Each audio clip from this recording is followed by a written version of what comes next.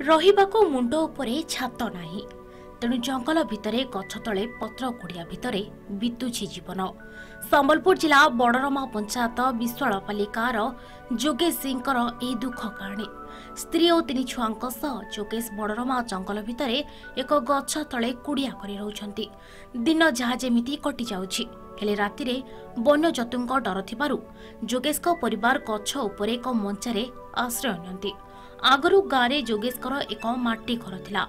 या भांगी जिबा परे सरकारी योजना रे घर खंडे पाइबाकू से बारंबार ब्लॉक ऑफिस दौड़ी तेबे कोनोसी सुफल न मिलिबारु जंगल भितरे रहउछंती। सेति रहउछन माने कुरियाती रहउछन आ रात बेले हाथी बाघ भालू लागी डरे से माने मचा ऊपर सुउछन। वर्षा पानी हेले से माने कार घर के जइकरी तार घरे सुउछन। वर्षा बेले सरकार के हमर अनुरोध गुटे जे कि गुटे घरटे ताकू दरकार ना रहबे से माने केंती वर्षा मासे माने अलगा मन घर के सुउछ ना तो मचा ऊपर सुउछन। गला वर्ष भी कहिथिले घर आसीचे बोली करी आ जेते बेले कागज पत्र देले ना लॉकडाउन हे गेला बोली कहले आ घर न होय सेथिले आपन को कहू जे आ घर खड़े दोन। अच्छा राती डर है प्लस ऊपर की काना हां हाथी होता कहि करी जंगल भीतर घरटा इंदिरा आवास भी नहीं मिलबार। संबलपुर जिलार बड़रमा अंचल में केवल जोगेश नुहति एभली अनेक परिवार सरकारी योजनार वंचित। गमनागमन शिक्षा स्वास्थ्य और सामाजिक चलणी क्षेत्र में यह अंचल बहु पछरे रही। एने जिला प्रशासन दृष्टि आकर्षण कर यथाशीघ्र जोगेश सरकारी योजन घर व्यवस्था कर स्थानीय जिला परिषद सदस्य कहते।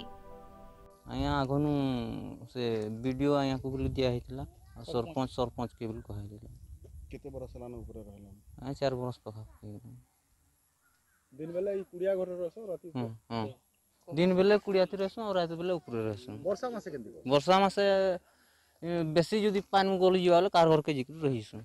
हां दिन बेला से माने तळे रहउचंती आ राती रे से माने मंचा पर रहउचंती। एटा बहुत गोटे बड़ असुविधाटे आ सेत में जिला प्रशासन को निश्चित भाव रे हमें बहुत जल्दी तांको जणेबू फैमिली को केमती रक्षा करेंगे।